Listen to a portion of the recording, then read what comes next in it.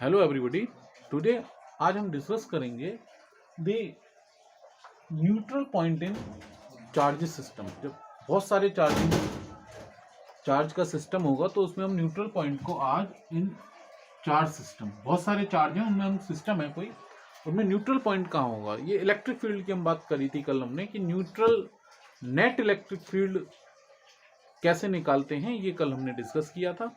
आज neutral point के बारे में थोड़ा सा डिस्कस करते हैं। बहुत आसान टॉपिक है मगर ऑब्जेक्टिव के पॉइंट ऑफ व्यू से बहुत इंपॉर्टेंट टॉपिक है। तो जरा देखते हैं न्यूट्रल पॉइंट क्या होता है। न्यूट्रल पॉइंट, मान लीजिए हमारे पास चार्ज रखे हैं, दो चार्ज रखे हैं, मान लीजिए 2q और q। तो न्यूट्रल पॉइंट क्या है? एक ऐसा पॉइंट जिस पर हम थर्ड चार्ज रखें और उस पर नेट फोर्स 0 हो, that point is known as neutral point. और न्यूट्रल पॉइंट क्या है? The point at which net force on a charged particle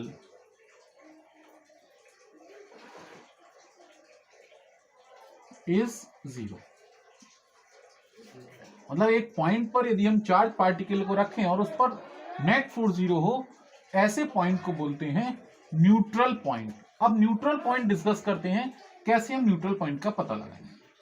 ठीक है, अब कुछ पॉइंट्स मैं आपके दिमाग में बिठाना चाहता हूं, जरा समझिए उनको। न्यूट्रल पॉइंट तो जरा समझिए, मान लीजिए हमारे पास दो चार्जेस हैं, one is 10 coulomb, other is also 20 coulomb. मान लेते हैं हमारे पास दो चार्ज का सिस्टम है, 10 कूलम एंड 20 कूलम। अब इन दोनों चार्जेस के बीच में एक पॉइंट ऐसा होगा जिस पर नेट फोर्स 0 होगा अगर थर्ड पार्टिकल को रखें। ऐसे पॉइंट को क्या कहते हैं? Neutral point. ठीक है, अब दूसरा एक और सिस्टम बनाते हैं, ए और बी। यहां पर भी दो चार्ज पार्टिकल रखे हैं, एक है मान लीजिए 10 कूलम और दूसरा है -20 कूलम। तो क्या इन दोनों का न्यूट्रल पॉइंट यदि हम निकालना चाह रहे हैं तो कोई भी पॉइंट कहीं भी सेलेक्ट कर लें? वो कंडीशन मैं आज आपके दिमाग में बिठाना चाहता हूं, जो आपको याद करना जरूरी है। तो हमेशा याद रखिए, अगर दो चार्जेस सेम साइन के हैं, आइदर पॉजिटिव और नेगेटिव, तो उनका न्यूट्रल पॉइंट उनके बीच में किसी पॉइंट पर होगा। और यदि एक चार्ज पॉजिटिव है, दूसरा चार्ज नेगेटिव है, तो उनका न्यूट्रल पॉइंट कभी भी उनके बीच में नहीं होगा। बीच में नहीं होगा तो किधर होगा और क्यों होगा? This is the question. Common sense से देखो, अगर यहां पर हम कोई पॉइंट बना लें तो इसकी वजह से जो इलेक्ट्रिक फील्ड होगा वो भी सेम डायरेक्शन में, इसकी वजह से जो इलेक्ट्रिक फील्ड होगा वो भी सेम डायरेक्शन में। तो यहां कहीं भी पॉइंट ले लें, इलेक्ट्रिक फील्ड कभी 0 नहीं हो सकता। क्लियर? इसका मतलब न्यूट्रल पॉइंट कभी बीच में नहीं हो सकता। अब इन दोनों में न्यूट्रल पॉइंट इनके बीच में ही होगा, साइड में नहीं हो सकता। कैसे? जरा उसको समझिए। मान लेते हैं न्यूट्रल पॉइंट यहां है, इस केस में जब दोनों पॉजिटिव है, मान लेते हैं न्यूट्रल पॉइंट यहां है, तो इसकी वजह से फोर्स किधर की तरफ होगा? इलेक्ट्रिक फील्ड इधर की तरफ होगा, और इसकी वजह से भी इस पॉइंट पर इलेक्ट्रिक फील्ड इधर की तरफ होगा। दोनों सेम डायरेक्शन में है, रिजल्टेंट कभी 0 नहीं हो सकता। इसका मतलब यदि ये दोनों सेम चार्जेस हैं तो न्यूट्रल पॉइंट कहीं बीच में होगा। यदि अपोजिट चार्जेस हैं तो न्यूट्रल पॉइंट किसी साइड में होगा, इधर दिस साइड और दिस साइड। अब हम ये देखते हैं कि इसमें न्यूट्रल पॉइंट किसके पास होगा और इसमें न्यूट्रल पॉइंट किसके पास होगा। थोड़ा सा 8th क्लास का मैथमेटिक्स देखिए। ये 20 कूलम का चार्ज है, मान लेते हैं न्यूट्रल पॉइंट यहां पर है। तो इस पॉइंट पर यदि हम देखें, इलेक्ट्रिक फील्ड इसकी वजह से कितना होगा? Electric field due to A इधर की तरफ होगा, electric field due to B इधर की तरफ होगा। ठीक है, और यदि न्यूट्रल पॉइंट है तो ई ए इक्वल टू ई बी। कल मैंने आपको समझाया था कि हम केवल डायरेक्शन देखने के लिए प्लस माइनस का यूज करते हैं, तो वो हमने डायरेक्शन देखने के लिए देख लिया, यूज कर लिया, कोई प्लस माइनस नहीं यूज करेंगे। तो 1/4 पाई एप्सिलॉन नॉट, यदि हम इस डिस्टेंस को x माने और इस डिस्टेंस को यदि हम y माने तो क्या होगा? 1/4 पाई एप्सिलॉन नॉट ई ए की डिस्टेंस कितनी है? ये पॉइंट है, 1/4 pi epsilon not 10/1 y square is equal to 1/4 pi epsilon not 20/x square. ये बात समझ में आती है?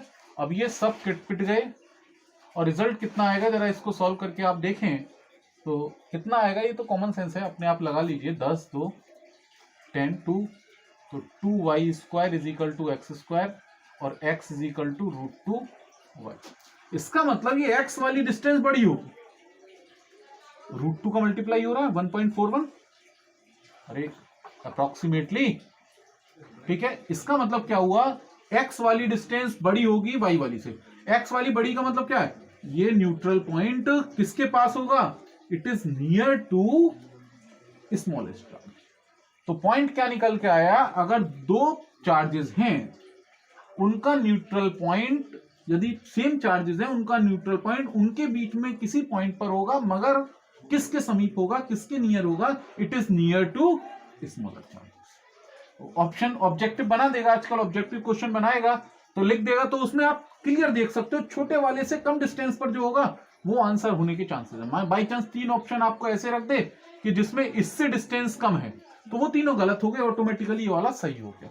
बिल्कुल सिमिलर वे में अगर ये 10 कूलम है, ये -20 कूलम है, तो न्यूट्रल पॉइंट हमेशा किसकी साइड में होगा, towards the 20 coulomb, but in not between these two but other side. Means P point यहां होगा, ये एक्स डिस्टेंस होगी और ये वाई डिस्टेंस होगी, सॉरी स्मॉलर की साइड होगा।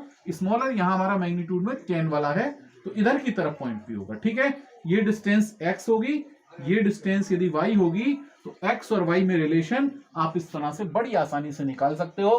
तो क्या पॉइंट मैंने समझाए, 2 पॉइंट आपको याद रखने हैं। वो पॉइंट क्या है, वो पॉइंट ये है कि अगर दो चार्जेस के बीच में न्यूट्रल पॉइंट निकालना है तो न्यूट्रल पॉइंट उनके बीच में होगा अगर वो चार्जेस सेम साइन के हैं, और आइदर साइड होगा अगर दो अपोजिट साइड के हैं, और किसकी तरफ होगा, हमेशा छोटे चार्ज जो मैग्नीट्यूड में स्मॉल है उसकी तरफ होगा। क्लियर? ये शॉर्ट ट्रिक है, इसको आप याद रखिए। हमेशा बैलेंस पॉइंट कहां होगा या न्यूट्रल पॉइंट कहां होगा, स्मॉल चार्ज जो मैग्नीट्यूड में स्मॉल है, मैग्नीट्यूड में स्मॉल है उसकी तरफ होगा, और अगर सेम है तो मिडिल में होगा, कहीं बीच में। अगर अपोजिट है तो किधर की तरफ होगा, towards the smaller charge. Clear? अब पॉइंट पे आते हैं, नेक्स्ट पॉइंट डिस्कस करते हैं। न्यूट्रल पॉइंट के बाद सिस्टम इक्विलिब्रियम में कैसे होगा। एक क्वेश्चन आपसे जनरली पूछा जाता है, आप पेपर उठाइए, IEEE में भी ये क्वेश्चन पूछा गया है। मान लीजिए हमारे पास सिस्टम ऑफ 2 चार्जेस है, मान लीजिए एक Q चार्ज है, ये Q चार्ज है, ठीक है, ये भी प्लस Q है, ये भी प्लस Q है, मान लेते हैं। इनके बीच में वो कहता है थर्ड पार्टिकल को कहां रखें, थर्ड चार्ज को कहां रखें और कितनी वैल्यू पर रखें, मिडिल में, या मिडिल में हमने एक थर्ड चार्ज रख दिया Q, तो इस Q की कितनी वैल्यू होगी कि ये सिस्टम इक्विलिब्रियम में रहे। क्वेश्चन समझो, 2 charges are separated by some distance, where and what value of third charge particle is, so that the net force on the system is 0 या system is in equilibrium। अब ध्यान रखिए, system की जब वो बात करेगा तो हम केवल एक पॉइंट पर नहीं देखेंगे, सारे चार्जेस पर नेट फोर्स हमें 0 करना है जब हम सिस्टम की बात करेंगे। तो क्वेश्चन क्या है, if 2 charges plus Q are placed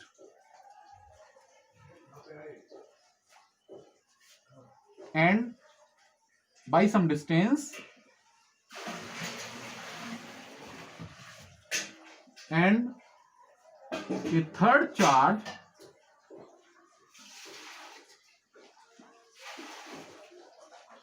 capital Q is placed in middle between them, what is the value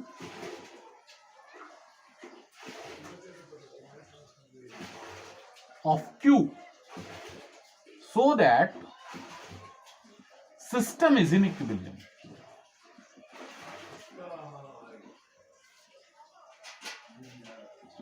system equilibrium में है, इसका मतलब क्या है, इस पर भी नेट फोर्स जीरो, इस पर भी नेट फोर्स जीरो, इस पर भी नेट फोर्स जीरो, वो क्यू की वैल्यू हमें बतानी है। अब ऐसी प्रॉब्लम को कैसे सॉल्व करेंगे, जरा उस पॉइंट को डिस्कस करते हैं। देखिए इन दोनों के ये तो एग्जैक्ट मिडिल में है, तो इसका न्यूट्रल पॉइंट तो एग्जैक्ट मिडिल में होगा, तो इस पर नेट फोर्स तो अपने आप जीरो हो गया। अगर इस पे नेट फोर्स जीरो है तो इसका मतलब ये नहीं है सिस्टम इक्विलिब्रियम में है, इसको भी इक्विलिब्रियम में देखना है, इसको भी इक्विलिब्रियम में देखना है। बात समझ में आ रही? इसको भी चेक करना है, इसको भी चेक करना है। अब देखिए Q, अब ये डिस्टेंस मान लीजिए x है, तो क्योंकि ये दोनों इक्वल हैं तो बैलेंस एग्जैक्ट मिडिल में आएगा, ये भी डिस्टेंस x होगी।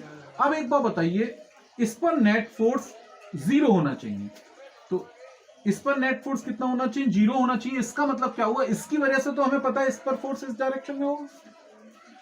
तो अगर ये भी सेम चार्ज का हुआ, मतलब ये पॉजिटिव है, ये भी पॉजिटिव हुआ, तो डेफिनेटली इसकी वजह से भी फोर्स इस डायरेक्शन में होगा, और ये कभी भी इक्विलिब्रियम पोजीशन में नहीं रहेगा।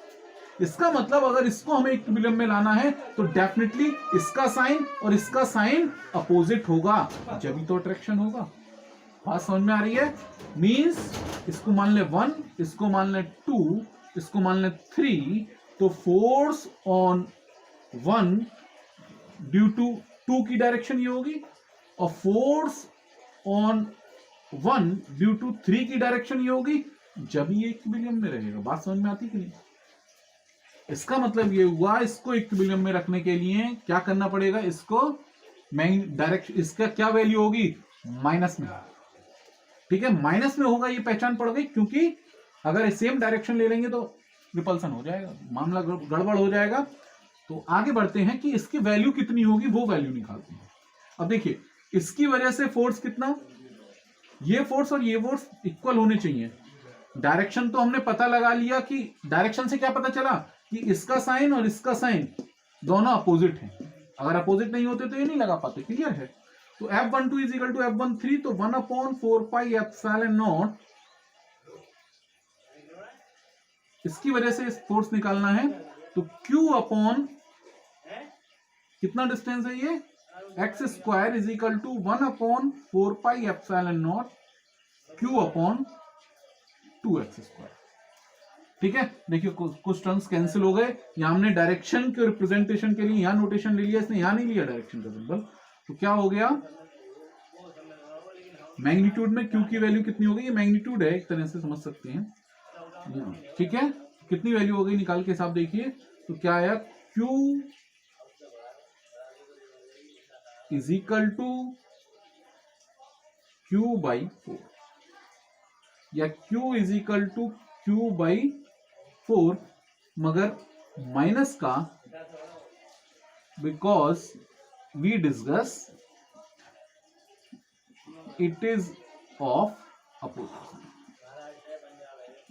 This is of opposite sign. Clear? You note this point. तो इस तरह से आपको कहीं भी पॉइंट दे, और जब सिस्टम की बात करेगा तो सभी को करके देखेंगे। ऐसे आप इसको करके देखिए, ये भी इक्विलिब्रियम में आ जाएगा। क्लियर है? कोई कंफ्यूजन हो तो पूछो। अब इक्विलिब्रियम की जब हम बात कर रहे हैं तो इक्विलिब्रियम कितना तरह का होता है, इक्विलिब्रियम 3 तरह का होता है। ठीक है, उसको थोड़ा सा डिस्कस कर लेते हैं। ये 3 तरह के पॉइंट्स जरा हम डिस्कस कर लेते हैं। Stable equilibrium,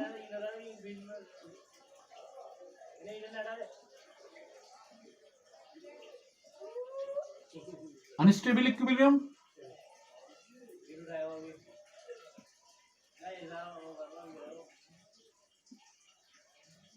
number 3 neutral equilibrium.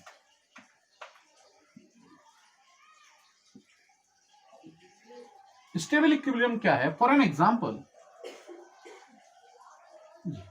एक पार्टिकल यहां पे रखा है, ये रुका हुआ है इस कोन के अंदर, या कह सकते हैं इसके अंदर ये पार्टिकल रुका हुआ है। अब यदि मैं इसको स्लाइटली हल्का सा डिस्प्लेस करता हूं, ये मैंने इसकी पोजीशन चेंज, तो जैसे ही मैं छोड़ता हूं ये पुरानी पोजीशन पर वापस आ जाता है। इसका मतलब ये इक्विलिब्रियम जो है stable equilibrium.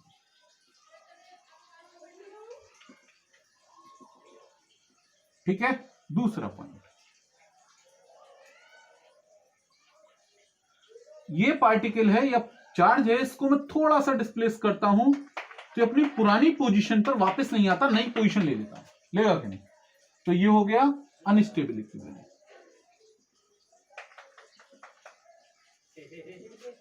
This is become unstable equilibrium.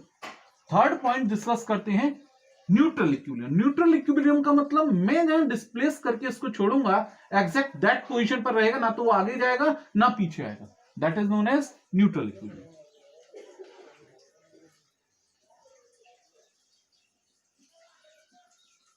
अब डिस्कस करते हैं जो हमने क्वेश्चन अभी किया था, वो हमारा सिस्टम जो है कौन सा चार्ज पार्टिकल किस इक्विलिब्रियम में, स्टेबल में है, अनस्टेबल में है या न्यूट्रल में है। ये क्लियर हो गया होगा, स्टेबल समझ में आ गया, अनस्टेबल न्यूट्रल।